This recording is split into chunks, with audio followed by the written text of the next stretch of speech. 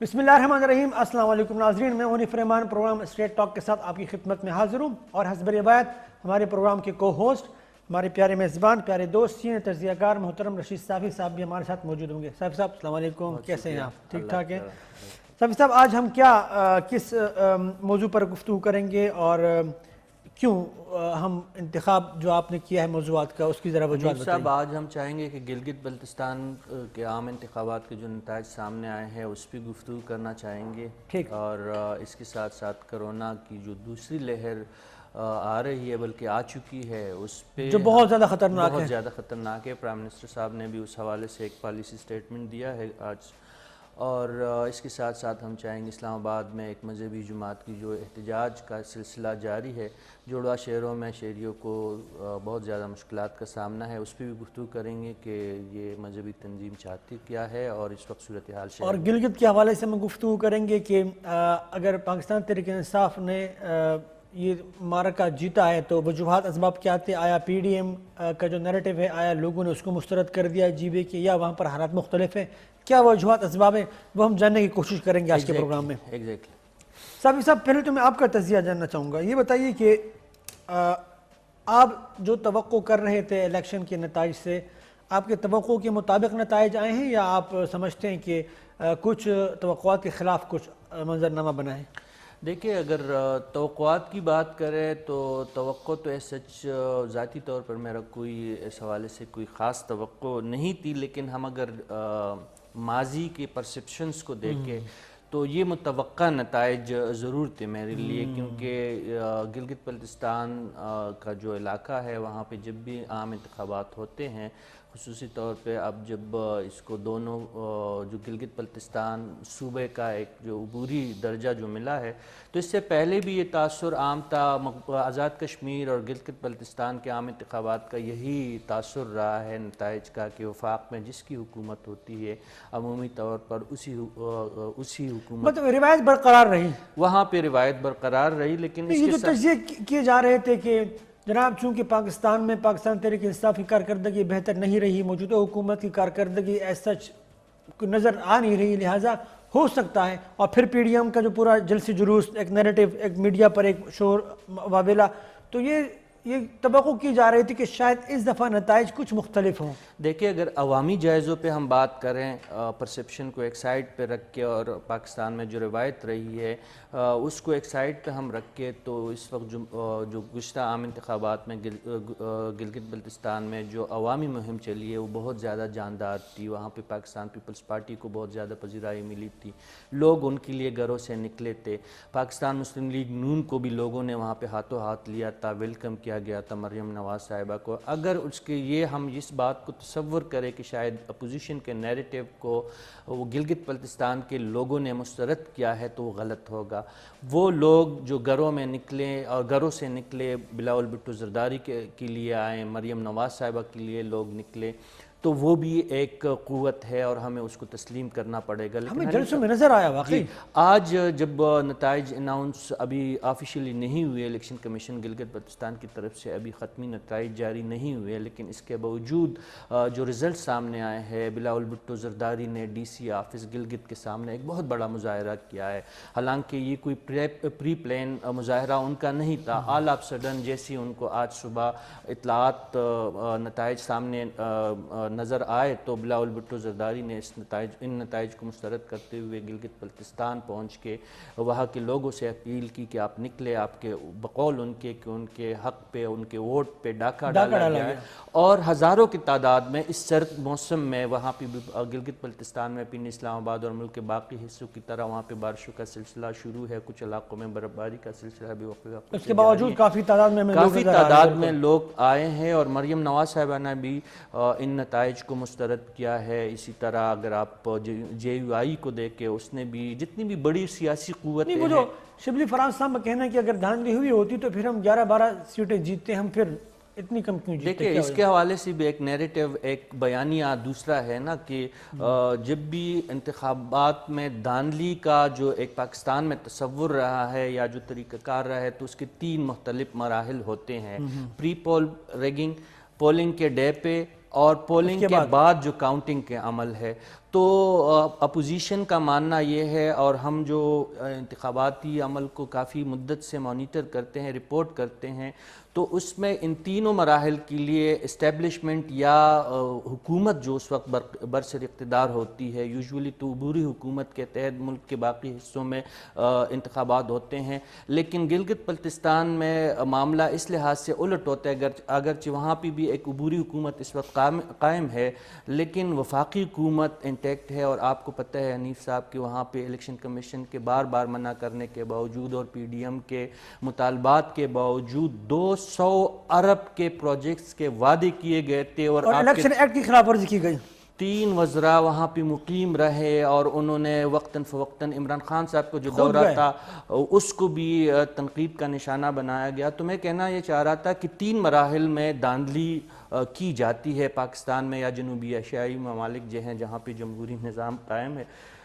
ہم جو عمران خان صاحب کا جانا تھا یا وہاں پہ وزراء کی موجودگی تھی اور بڑے بڑے پروجیکٹس کے حوالے سے جو اناؤنسمنٹ انہوں نے کی، ہم اس کو پری پول ریگنگ کے اس میں زمرے میں ڈال سکتے ہیں. اب اگرچہ اس کے بعد وہاں پہ انتخابی عمل کا جائزہ لینے کے لیے الیکشن کمیشن موجود ہے، عدالتی نظام موجود ہے، وہ فیصلہ کریں گے کہ یہ الزامات درست ہے یا غلط ہے.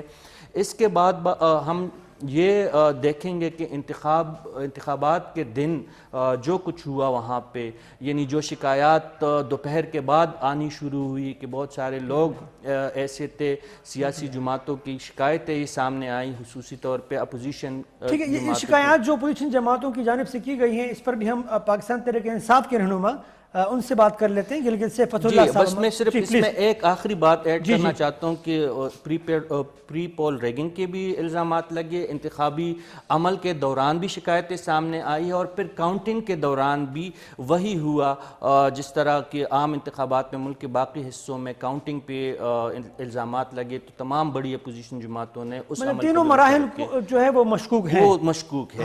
فتح اللہ صاحب السلام علیکم. پاکستان تحریک انصاف کے رہنما فتح اللہ صاحب ہمارے ساتھ موجود ہیں. فتح اللہ صاحب السلام علیکم.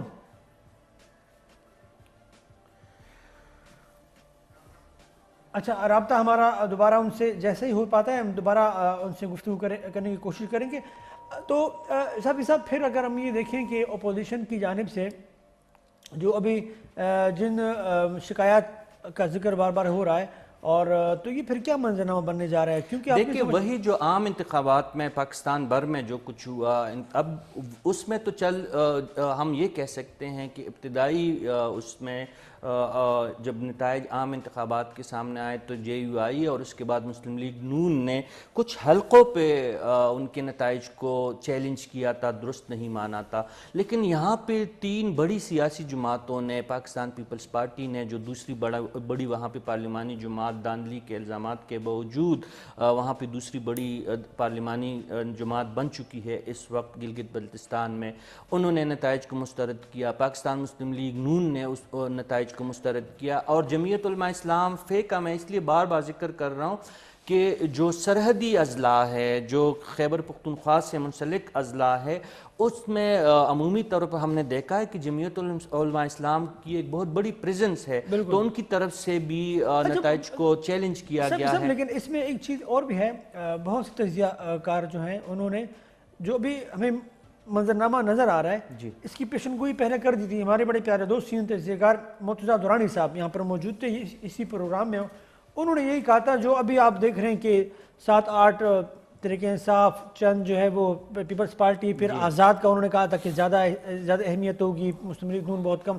تو وہ جو تجزیے تھے آپ کیا سمجھتے ہیں پھر وہ ان کے علم میں تھا کہ اس طرح کی تینوں مراحل پر کچھ نہ کچھ ریگنگ والا معاملہ ہو سکتا ہے، یا وہ آپ سمجھتے ہیں کہ نہیں لوگوں نے ووٹ دیا ہے؟ دیکھیں یہ ہم سمجھے کچھ بھی اس سے زیادہ فرق نہیں پڑتا. وہاں پہ جو کنٹیسٹ کرنے والی بڑی جماعتیں ہیں ماں سوائے پاکستان تحریک انصاف کے، تمام جماعتوں نے ان نتائج کو مسترد کیا. اور جس طرح میں نے عرض کیا شروع میں کہ 3 مراحل پہ عمومی طور پر انتخابات کو رک کیا جاتا ہے. پہلے مرحلے پہ تو سب کو پتہ ہے، مرحلہ دیکھیں ہمارے سامنے تھا کہ وہاں پہ وفاقی وزیر امیر کشمیر موجود رہے ہیں. پھر انہوں نے یہاں تک کہا کہ جتنا ووٹ ملے گا اتنے آپ کو سڑکیں ملیں گی، اتنے آپ کو پل ملیں گے. پھر مراد سعید صاحب کا جانا، اس سے پہلے عمران خان صاحب کا وہاں پہ جانا، اور میں بتا چکا ہوں کہ 200 ارب کا، جو ہمیں بھی پتہ اور آپ کو پتہ ہے کہ وفاقی حکومت نے کبھی بھی گلگت بلتستان کو 200 ارب روپے کے فنڈز نہیں دینے، لیکن پھر بھی اناؤنسمنٹس وہاں پہ ہوئی ہے. یہ تو پری پول ریگنگ کا کے زمرے میں الیکشن کمیشن کو اس کی وضاحت کرنی چاہیے کہ آیا یہ پری پول ریگنگ کے وہاں پہ جو الزامات ہے درست ہے یا غلط ہے.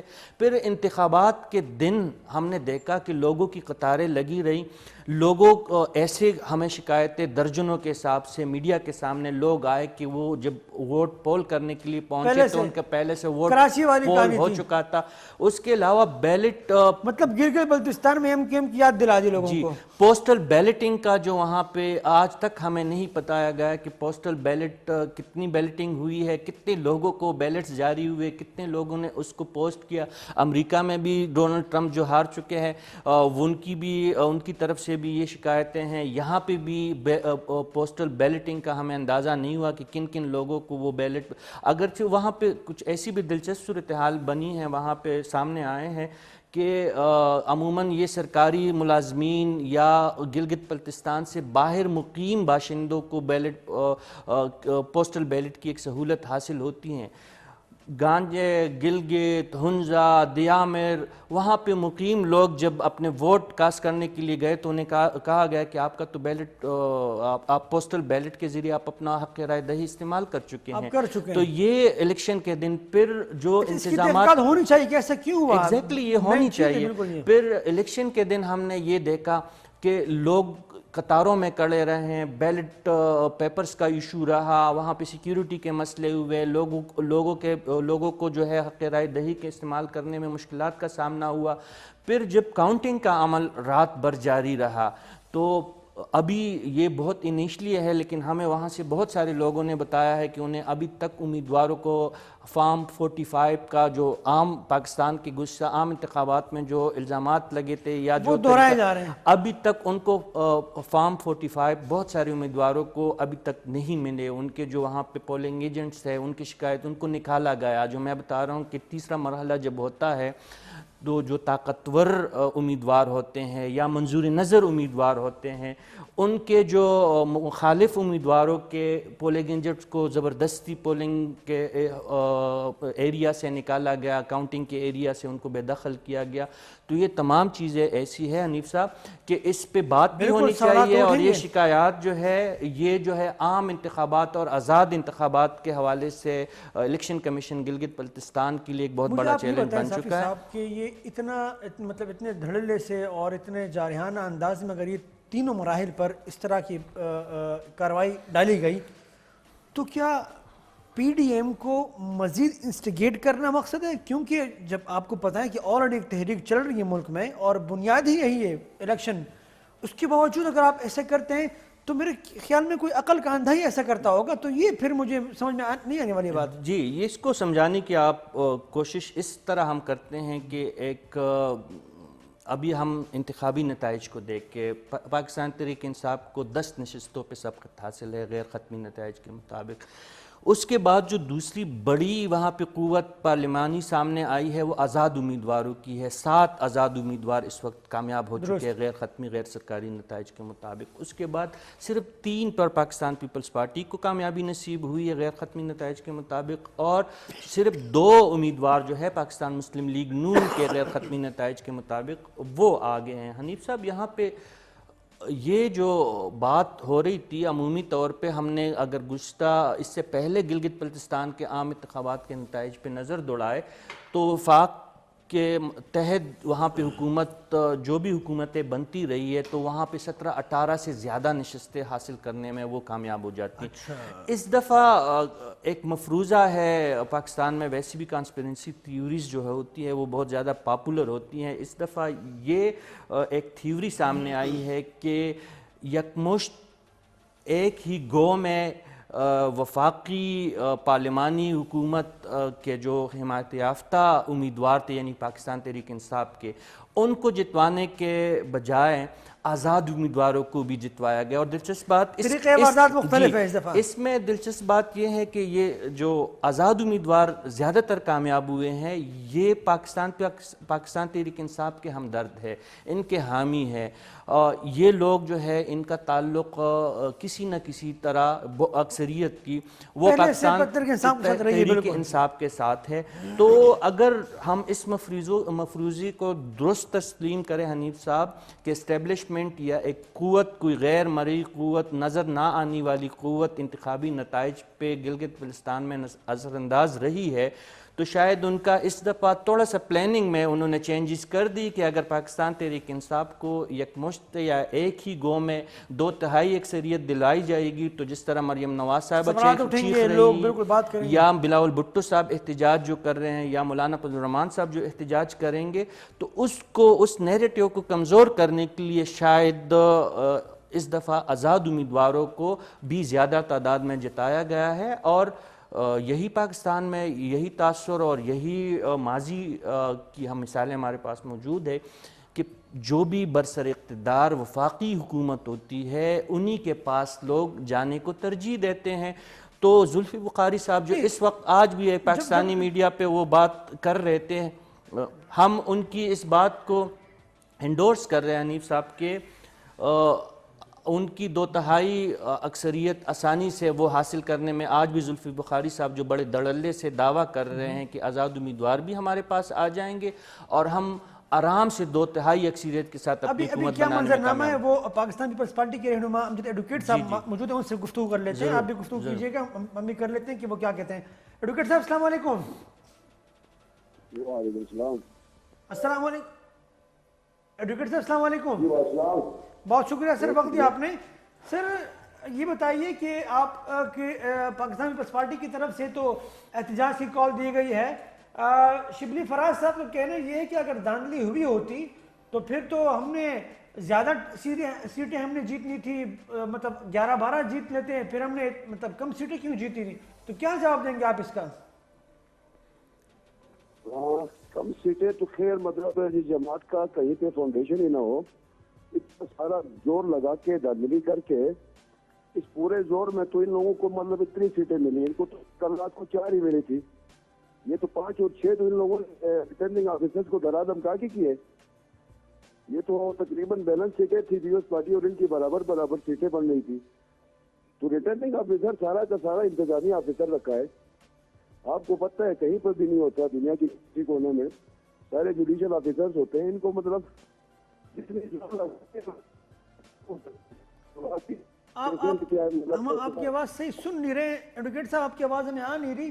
تو اگر آپ اپنی لوکیشن ذرا چینج کر دیں تاکہ آپ سے گفتگو جو ہے وہ صحیح طریقے سے ہو سکے. جی ایڈوکیٹ صاحب پلیز, جی جاری, جی کنٹینیو کیجئے گا پلیز. اچھا, تو اب بنیادی طور پر مسئلہ یہ ہے جی کہ جتنا زور لگانا تھا جی پی ایم کی قیادت میں لگا دی. سارے وزیر اعظم زلفی بخاری تو الیکشن کی رات میں بھی جلسے کر رہے تھے, وہ تو کسی قسم کا کوئی کوڈ آف کنڈکٹ کوئی ماننے کے لیے تیار نہیں ہے. وہ ایک دوسرا شہر کا وزیر تھا, وہ بھی سارا دن مطلب لوگوں کو گالیاں بکتا ہوا پھرتا رہتا تھا. تو مطلب یہ سب کچھ کرنے کے باوجود 6 سیٹیں لینا اور وہ بھی مینیج کر کے لینا, ہم تو حیران ہیں کہ مطلب وہ تو مسلم انہوں نے پچھلی دفعہ کوئی 15 سیٹیں لی تھی, پیپلز پارٹی نے 12 سیٹیں لی تھی. تو ایڈوکیٹ صاحب تو اب کیا احتجاج کا جو آپ کی شکل ہوگی وہ کیا ہوگی, کس طریقے سے آپ اپنے احتجاج کو جاری رکھیں گے, اور آیا پاکستان مسلم لیگ نون, JUIF یا دیگر جماعتوں کو بھی ساتھ ملا کر آپ کوئی مشترکہ لاہ عمل اپنائیں گے یا آپ ہر پارٹی سولو فلائٹ لے گی؟ اصل ایشو یہ نہیں ہے, ہماری 2 سیٹوں کا ایشو ہے. وہ اپنی 2 سیٹیں کل کنسلٹیشن آف رزلٹ کے اوپر ہم دیکھتے ہیں, اس کو ہم اپنی سیٹیں ریٹین کریں گے. آن واٹ ان کے ساتھ تو ساری عمر رہے گا, یہ سلسلہ ہے جاری رہے گا, وہ دیکھیں گے کہ جہاں تک جاتا ہے. جی شاہ جی, آپ سے یہ پوچھنا تھا کہ اب نیکسٹ کیا ہے. آج ہم نے سن لیا کہ بلاول بھٹو زرداری صاحب نے نتائج کو مسترد کر دیا, مریم نواز صاحبہ بھی یہی کہہ رہی ہے اور جمعیت علماء اسلام فے کا بھی یہی موقف ہے.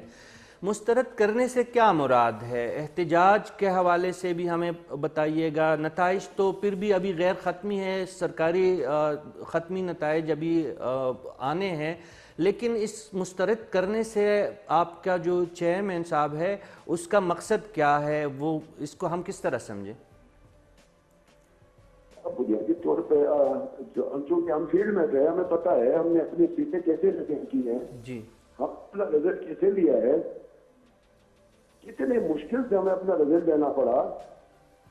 جی مطلب جس طرح کا اس طرح کا ماحول تو کسی دنیا کی کسی کونے میں نہیں ہوتا ہے. پتہ نہیں ان کو سیٹوں کی اور اس طرح کی دھاندلی کی ان کو کیا ضرورت ہے، آرام سے پول ہونے دے دیتے.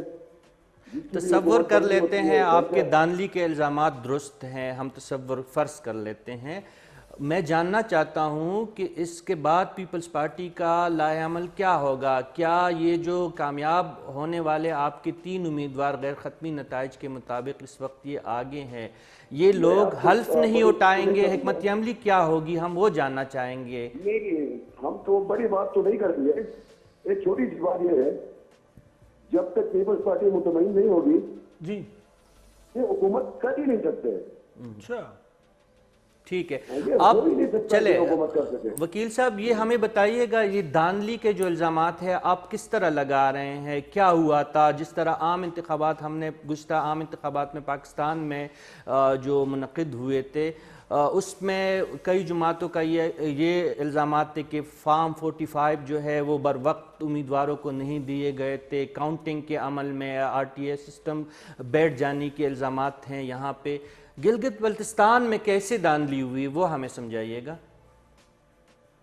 ہاں، میں اس کو اسٹارٹ سے آپ کو بتاتا ہوں جی کہ دھاندلی کیسے ہوئی ہے. 15 اگست کو الیکشن ہونا تھا ہمارا، تو 15 اگست کو الیکشن کی وجہ کچھ کنڈکٹ ہو رہے مستقل سے 9 سٹنگ وزیروں کو توڑا. کیونکہ یہاں سے مطلب جو ادارے ہیں ان کی رپورٹیں آتی تھی کہ کون سے حلقے میں کون سا امیدوار کا رن میں اچھا ہے، جس کی پوزیشن اچھی ہوتی تھی اس کو یہ ڈرا دھمکا کے اپنی پارٹی میں جماعت میں کرتے رہے. تو اس طرح پہلے ان لوگوں نے الیکٹیبل جمع کیے. الیکٹیبل جمع کرنے کے بعد بھی ان لوگوں کو مطلب جب وہ الیکشن کا ٹائم آ گیا تو ٹکٹوں کے اندر بھی مطلب اس کو بھی دیکھا گیا، وہ ساری چیزیں کر کے جب فیلڈ میں جائے تو پھر بھی ان کو پرمیشن نہیں ملی. تو پھر وزیروں نے کوڈ آف کنڈکٹ توڑنا شروع کیا اور وزیروں نے پیسے بانٹنا شروع کیا گلی کوچوں میں جا کے. اچھا، کسی قسم کے کوئی قانون کی آبزرویشن تھی اور سارے انتظامی آفیسرز کو بٹھایا ہوا ہے، ریٹرننگ آفیسرز ہاؤس کے اندر کو بیٹھ کے ان کو بلایا جاتا ہے، چیف الیکشن کمشنر کے عملے کو ادھر بلایا جاتا ہے، ساری مینورنگ ہو جاتی ہے. سارے کلرم جماعتوں کے ساتھ ایگریمنٹس ہوتے ہیں. جتنی پاکستان میں جتنی کلرم جماعتیں تھیں ان سب کے ساتھ ایگریمنٹس کیے تھے اور دینی جماعتوں کے ساتھ بھی ان کا ایگریمنٹ تھا. اور پتہ نہیں کون کون سے حرفے تھے جو ان لوگوں نے استعمال نہیں کیے. اس کے باوجود ان کے پاس آج 6 سیٹیں لگے ہیں. یہ سب کرنے کے باوجود ان کے پاس 6 سیٹیں ہو رہی تھی. تو 6 سیٹوں پہ اکتفا کرے، آپ کو اس سے زیادہ مینڈیٹ نہیں ملا. اب مطلب پیسے لے کے اسلام آباد سے تیارے چارٹر کر کے پیسے لے کے آنا اور یہاں پہ لوگوں کے پاس جا کے 2-2 کروڑ 3-3 کروڑ کے آفر کرنا اور گلگت بلتستان کی سیاست کو پالیو کرنا. گلگت بلتستان کی سیاست میں کبھی پیسہ چلا ہی نہیں تھا. پہلی دفعہ ہوا ان لوگوں نے پیسے چلائے، اسٹیشنوں میں پیسے چلائے، ووٹرز کو پیسے دیے. یہ تو کبھی بھی نہیں ہوا تھا اس سیکٹر میں. درست. امجد ایڈوکیٹ صاحب سر بہت بہت شکریہ آپ کا، تھینک یو سو مچ، آپ نے تفصیلی گفتگو ہم سے کی. جی ناظرین، یہ تھے پاکستان پیپلز پارٹی کے امجد ایڈوکیٹ صاحب جو کہ GB کے حوالے سے ہمیں بتا رہے تھے کہ کس طرح دھاندلی کی گئی ہے اور کس طرح ایک منظم طریقے سے بقول ان کے ایک دھاندلی جو ہے وہ کی گئی ہے. چھوٹی سی بریک لیتے ہیں، بریک کے بعد دوبارہ آپ کی خدمت میں حاضر ہوتے ہیں.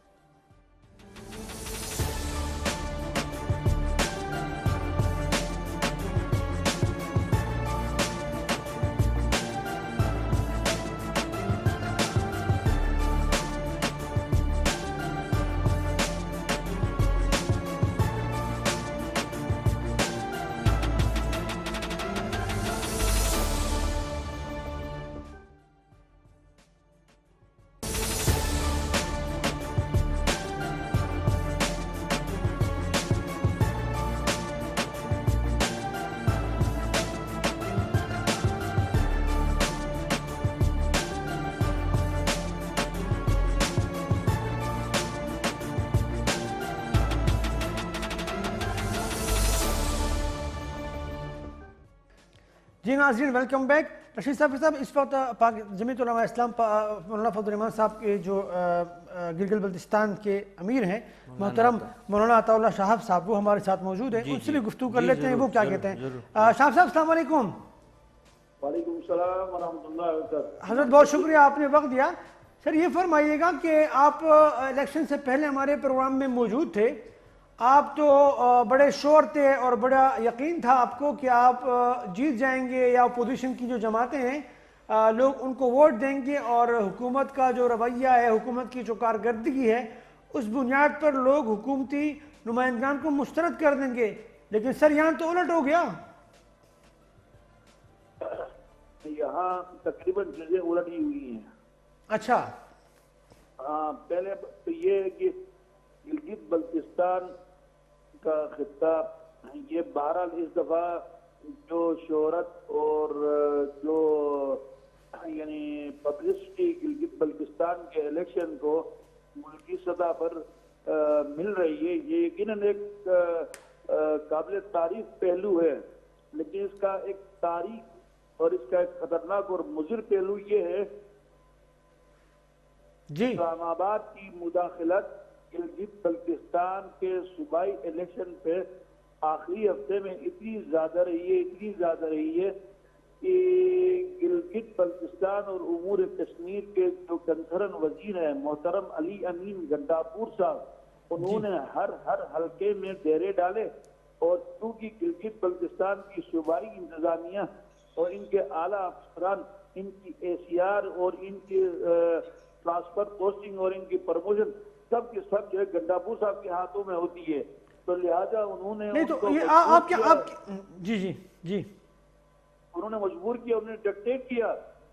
چنانچہ اس وقت بلتستان کے ڈویژن گانچی کے حلقہ 2 میں اور گلگت بلتستان کے جو کیپٹل ہے اس کے حلقہ 2 میں وہاں ایک آزاد کینڈیڈیٹ کی جیتی ہوئی سیٹ کو PTI چھیننے کی کوشش کر رہی ہے.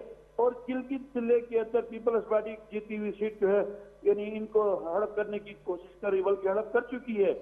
اور یہاں پر تو بعض حلقوں میں ان کو ووٹ نہیں پڑے لیکن یہ جیت رہے ہیں.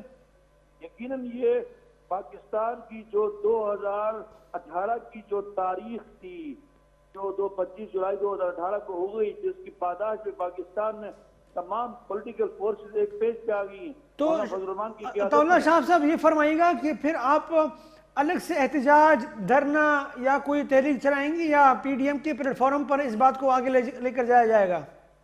دیکھیے ابھی جو ہمارے پاس اطلاع آئی ہے وہ یہ ہے کہ پرسوں یعنی 18 نومبر کو پاکستان مسلم لیگ نے گلگت بلتستان کی سطح پر گلگت بلتستان کی انہوں نے یعنی آل پارٹیز بلائی ہوئی ہے اور جمعیت علماء بھی اس میں شرکت کر رہی ہے.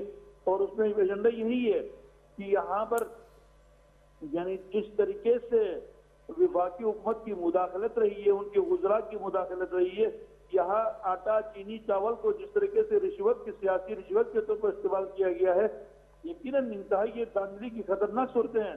اور گلگت بلتستان جیسے حساس علاقے کے مستقبل کو خراب کرنے کے مترادف ہے. ہم سمجھتے ہیں وزیر امور کشمیر نے کشمیر کے حوالے سے کوئی میرے خیال میں ان 2.5 سالوں میں کوئی ایک حرکت کی ہوگی کوئی ایک یعنی انڈیا کے کسی ایک اقدام کی مخالفت کی ہوگی.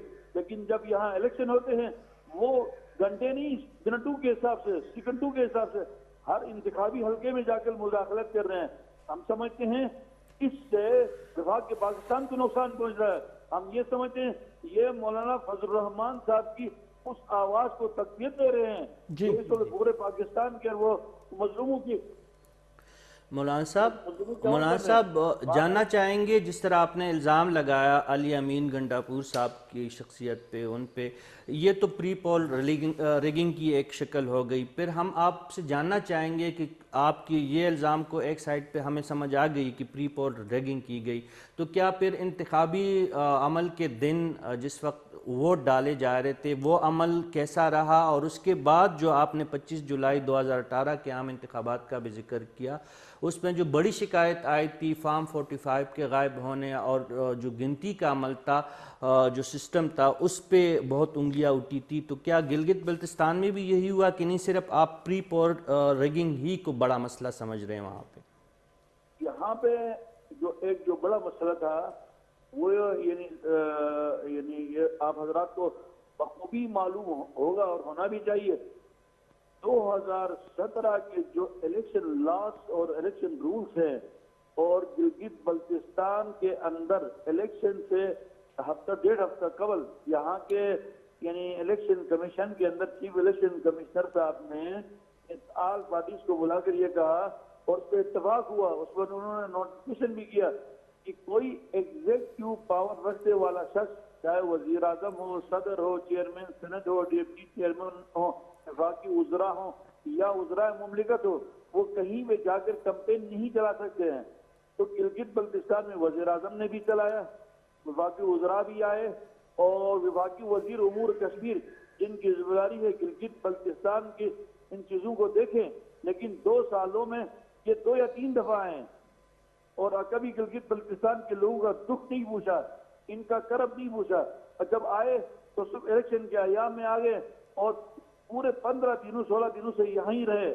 ہم سمجھتے ہیں ایک تو بات یہ تھی، یہ ہم نے اس حوالے سے الیکشن کمیشن ان کے وعدے بھی یاد دلائے، اور اس کے علاوہ جو پوسٹل بیلٹ پیپر ہے جس کی وجہ سے آج الیکشن کے نتائج تو جیتنے والے امیدوار جو ہیں ان کو ہرایا جا رہا ہے، وہ پوسٹل بیلٹ کا غلط استعمال ہوا ہے.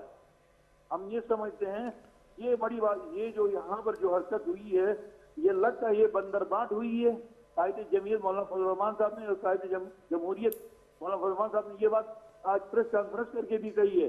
یہ گلگت بلتستان کو پی ڈی آئی کو دلانے کا مقصد یہ ہے کہ 5 اگست 2019 کو جو انڈیا نے جو کشمیر کے حوالے سے جو اقدام کیا، اس اقدام کو گویا انڈائریکٹلی سپورٹ کرنے کے مترادف ہے، یا جہاں گلگت بلتستان میں پی ڈی آئی کی حکومت کا. جی بالکل، بہت بہت شکریہ مولانا عطاء اللہ شہاب صاحب، آپ نے تفصیلی گفتگو کی اور آپ نے گلگت بلتستان کے الیکشن کے حوالے سے اپنے تحفظات اور خدشات کا اظہار بھی کیا. سبھی صاحب، یہ تو اگر JUIF اور پاکستان مسلم لیگ نون اور پاکستان پیپلز پارٹی تینوں ہی بڑی جماعتیں اگر اس طرح احتجاج یا دھرنا یا اپنی خدشات تحفظات کے اظہار کرنے لگیں تو حکومت کے لیے تو میرے خیال میں مشکلات میں اضافہ ہوگا. پھر حکومت کے لیے تو پہلے سے مشکلات موجود تھی، اور پی ڈی ایم کا وجود میں آنا اور ان کا ملگیر احتجاج 2018 کے الیکشن کے انتخابات کے نتائج پہ ان کو چیلنج کرنا، وہ تو پہلے سے وفاقی حکومت کی اگر آپ بات کر رہے ہیں تو پہلے سے ان کے لیے مسائل موجود تھے. اور وہاں پہ اس وقت ابھی غیر سرکاری نتائج ہی پہ ہم گفتگو کر رہے ہیں، اور یہی امکان ہے اگر 19-20 کا کوئی فرق سامنے آیا تو آ جائے گا حتمی نتائج میں، ورنہ یہی نتائج ہے. اس وقت پاکستان تحریک انصاف نے وہاں پہ میدان مار لیا ہے، اور دوسرے نمبر پہ جو امیدوار ہے وہ آزاد امیدوار ہے، پاکستان پیپلز پارٹی اس کے پیچھے ہے، اور سب سے آخر میں پھر پاکستان مسلم لیگ نون ہے. حنیف صاحب، اگر ہم یہاں پہ پرسپشنز پہ بات کر رہے جس طرح ہم نے پروگرام کے آغاز میں بات کی، تو اگر ہم اس رویے کو دیکھیں اور ان صورتحال کا جو ماضی میں اس قسم کی صورتحال سامنے آئے ہیں، تو میرے حساب سے اخلاقی طور پہ تو یقینی طور پہ حکومت پہ بہت بڑا دباؤ ہے بھی اور موجود بھی رہے گا. اور جس طرح مولانا صاحب جو فرما رہے تھے، اگر گلگت بلتستان کی سطح پر پی ڈی ایم ایک مشترکہ پلیٹ فارم سے احتجاجی تحریک کا آغاز کرے گی تو وہ مزید مسائل کا موجب بنے گا حکومت کے لیے، وفاقی حکومت کے لیے.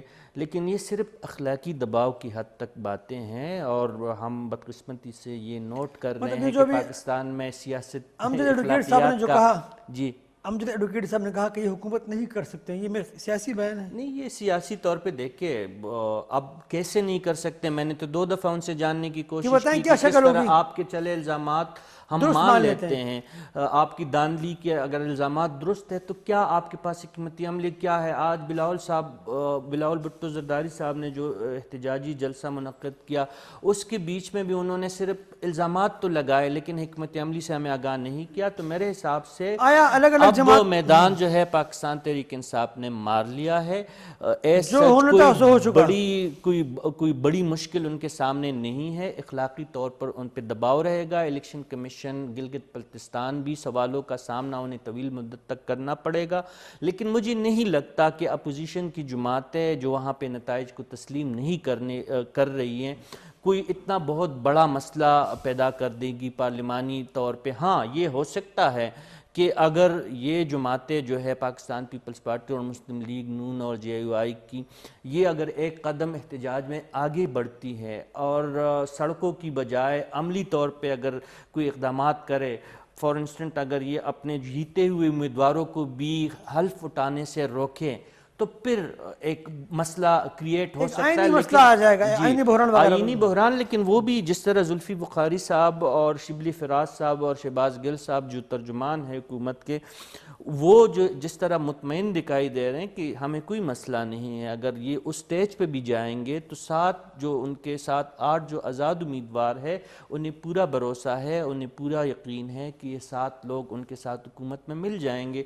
تو پھر بھی اکثریتی پارلیمنٹ کا وجود میں آنا وہ ممکن ہو جائے گا. اگر پاکستان پیپلز پارٹی اور مسلم لیگ نون انکار بھی کرے تو یہ کل ملا کے آپ کی 5 نشستیں بنتی ہیں.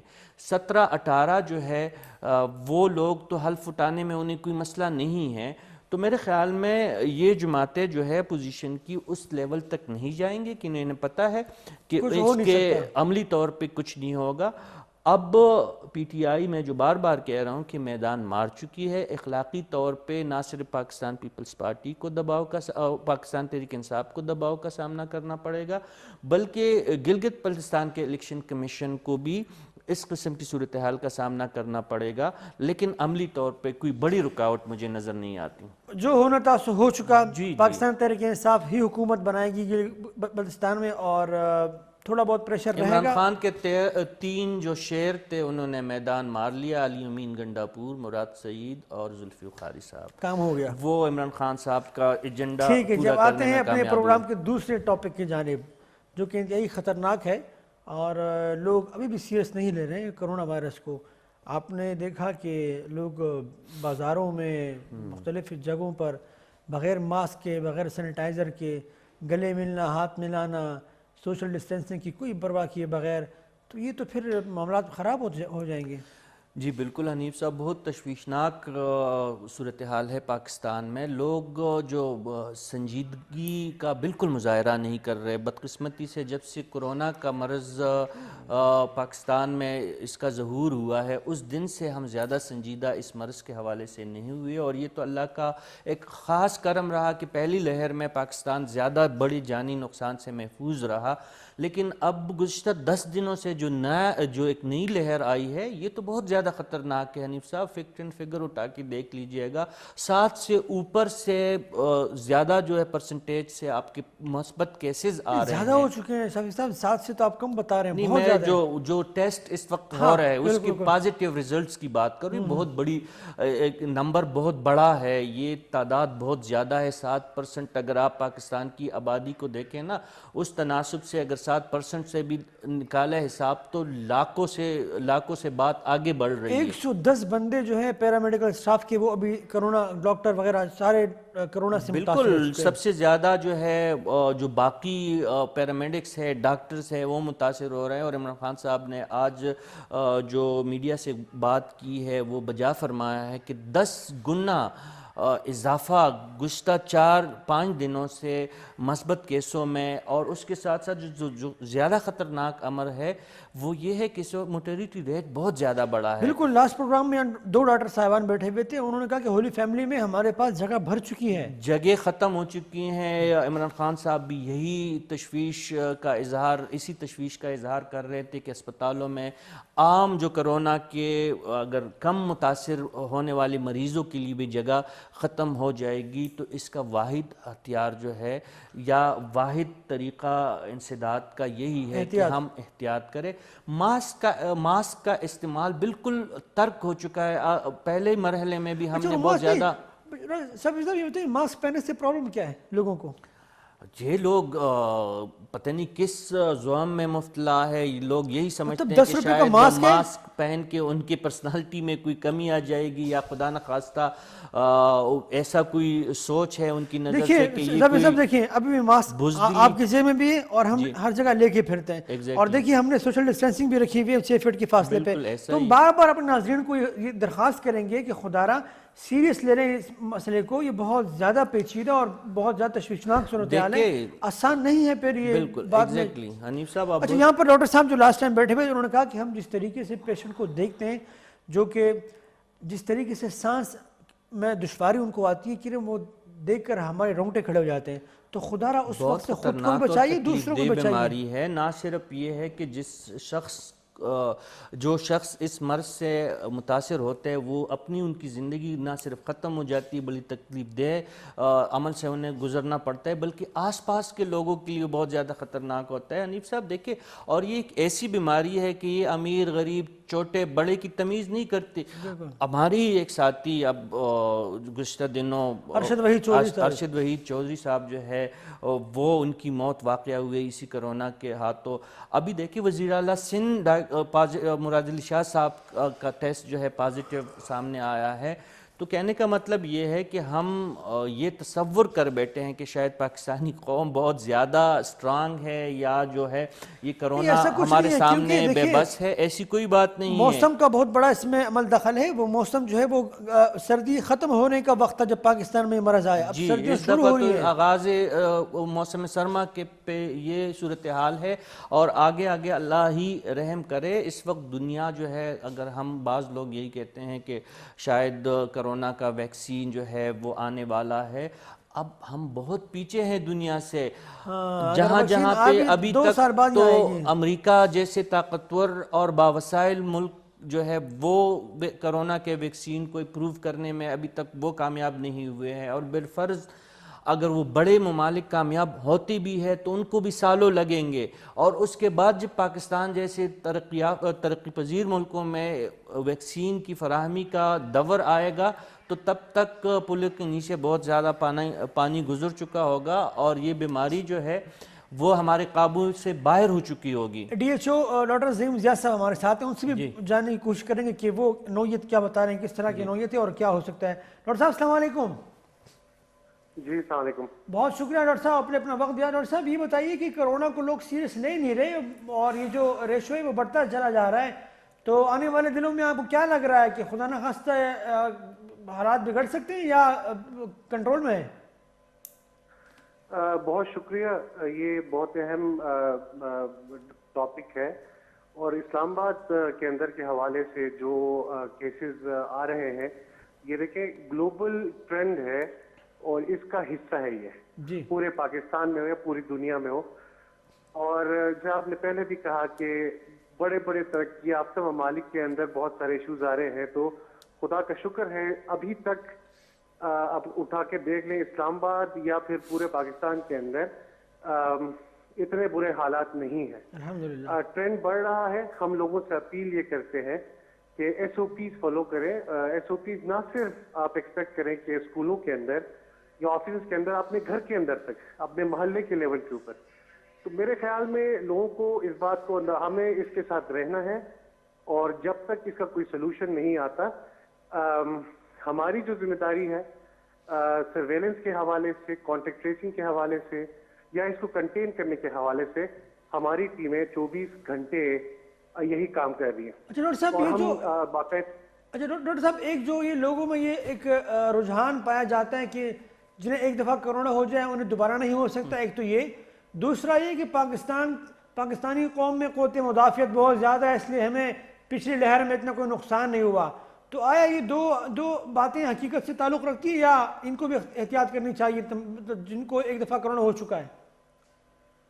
دیکھیں بہت ساری میتھ جو ہے نا ہم لوگ دیکھتے ہیں، ہمارے ارد گرد کے لوگوں کے اندر، یہ صرف یہ دو نہیں ہے۔ لوگ کہتے ہیں کورونا نہیں ہے، ابھی تک لوگ کہتے ہیں۔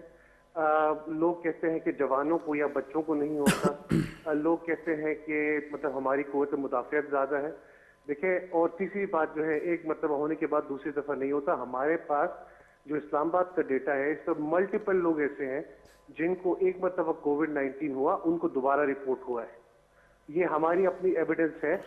تو لہٰذا ان متس پہ بلیو کرنے کی بجائے احتیاطی تدابیر کے اوپر عمل درآمد کریں اور گھر کے لیول کے اوپر اور اسکولس کے اندر کوشش کریں ایس او پیز فالو کریں اور بغیر کسی وجہ کے باہر جانے کی ضرورت نہیں ہے. کام ہے, کاروبار ہے, بالکل کریں, ایس او پیز کے ساتھ کریں, اپنا خیال کریں اور اپنے بڑوں کا خیال کریں. ڈاکٹر صاحب آپ سے یہ جاننا چاہیں گے, آپ کی موجودگی کا فائدہ اٹھائیں گے کہ یہ اسلام آباد کے سرکاری اسپتالوں میں کیا صورتحال ہے, سہولتوں کے حوالے سے, مریضوں کی آمد کی کیا ریشو ہے, اس کے حوالے سے تھوڑا سا ہمیں بتا دیجیے گا. دیکھیں میں تھوڑی دیر پہلے پھر گیونگ یو ریفرنس کہ پوری دنیا کے جو بڑے بڑے ترقی یافتہ ممالک ہیں ان کے اندر آپ لوگوں نے دیکھا ہوگا, فوٹیجز آپ لوگوں نے دیکھے ہوں گے کہ وہاں پر ہسپتال کم پڑ گئے اور تمام چیزیں. لیکن خدا کا شکر دوبارہ اسی طرح سے ہے کہ ابھی تک اسلام آباد کے اندر بالکل کیسز آ رہے ہیں اور ہاسپٹلس میں پیشنٹ آ رہے ہیں, ایڈمٹ بھی ہو رہے ہیں, لیکن کوئی اس طرح کی میجر کوئی ہمیں رپورٹنگ نہیں ہوئی. اور کیونکہ مریضوں کی موومنٹ ہم خود ہی کرتے ہیں تو ہمیں کوئی اس طرح کی چیز ایسے رپورٹ نہیں ہوئی. ایک آدھا کہیں پر اس طرح پتہ لگتا ہے کہ جگہ نہیں مل رہی ہے, لیکن جو تمام مریض ہیں وہ ٹریٹ ہو رہے ہیں. اور وفاقی وزارت صحت نیشنل ہیلتھ سروس ریگولیشن اور NCOC کی گائیڈ لائنس کے مطابق تمام ہاسپٹلس کو ریمپ اپ بھی کر رہے ہیں اور کسی حد تک ریمپ اپ ہوئے بھی ہیں. تو اسی لیے ابھی تک کوئی اس طرح کی میجر شکایت نہیں ہے. جب آخری سوال آپ سے یہ بتائیے سر کہ وینٹیلیٹر یا دیگر جو بنیادی ضروریات ہوتی ہیں اس بیماری کے حوالے سے, پچھلی دفعہ ہم نے دیکھا کہ ہمیں بہت زیادہ مشکلات کا سامنا تھا, تو اس دفعہ ایک سال جو گزر گیا یا جو کافی وقت گزر چکا ہے, اس درمیان جو ہماری جو کیپیسٹی ہے اس میں کوئی مطلب آپ سمجھتے ہیں کہ کارکردگی اس وقت اس حوالے سے ہماری بہتر ہے؟ بالکل, جب شروع میں یہ آیا تو آپ کو یاد ہوگا کہ پرسنل پروٹیکٹیو اکوپمنٹ کی شارٹیجز آ رہی تھیں, ہاسپٹل کے اندر وینٹیلیٹر کے ایشوز آ رہے تھے, لیکن چونکہ اور اس وقت اسٹاف کا ٹرینڈ وہ ہونا بھی ایک بہت بڑا ہمارے لیے بڑا مسئلہ تھا, لیکن through the course of the time یہ مسائل ہمارے لیے بہت کم ہو گئے. بہت شکریہ سر, تھینک یو سو مچ صفیہ, آپ نے اپنا وقت دیا. یہ جو اطمینان کی بات ہے کہ وہ مسائل میں کچھ حد تک کمی ہے, لیکن احتیاط ہی واحد حل ہے. احتیاط واحد حل ہے. اور عمران خان صاحب نے جو آج خصوصی طور پہ جو سیاسی اجتماعات پر پابندی عائد کرنے کا جو اعلان کیا ہے, اب دیکھنا ہے کہ اس کا سیاسی بڑی دیر کی مہر باتیں آتے ہیں.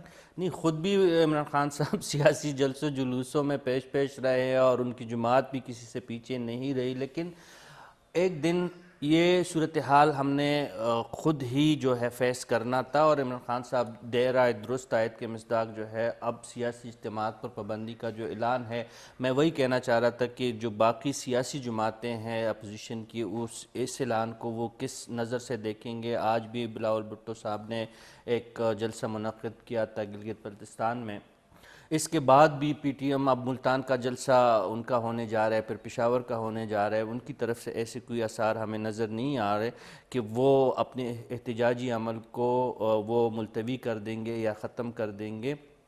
اس کے ساتھ ساتھ اسکولوں کے حوالے سے ابھی تک فیصلہ نہیں ہوا ہے. والدین اس حوالے سے بہت زیادہ تشویش میں مبتلا ہے. آج بھی بین الصوبائی وزراء تعلیم کے جو بین الصوبائی وزراء کانفرنس تھی وہ بھی غیر ایک ہفتے دیکھا جائے گا حالات کو, اس کے بعد کسی نتیجے کا ختم ہوا. اور وفاقی وزیر تعلیم جو ہے وہ ان کا یہی کہنا تھا کہ ایک ہفتے کے بعد جائزہ لیا جائے گا NCOC سے, پھر اس کے حوالے سے ان سے بھی ایک کنسلٹ لی جائے گی. اور ان کا یہی کہنا ہے کہ ہو سکتا ہے کہ سردیوں کی جو چھٹیاں ہیں وہ ایکسٹینڈ کی جائے. ابھی اس حوالے سے کوئی فیصلہ نہیں ہوا ہے. اگر ہم نے لاک ڈاؤن سے, مکمل لاک ڈاؤن سے بچنا ہے, ہم نے اپنے آپ کو بچانا ہے, اپنے گرد و پیش کو محفوظ بنانا ہے, اپنے گھروں کو محفوظ, اپنے بچوں کو, اپنے والدین کو, اپنے بزرگوں کو محفوظ بنانا ہے, تو احتیاط. حکومتیں کچھ نہیں کر سکتی. حکومت چاہے جو بھی اعلان کرے, ہمیں حکومت بھی احتیاط ہی کروائے گی.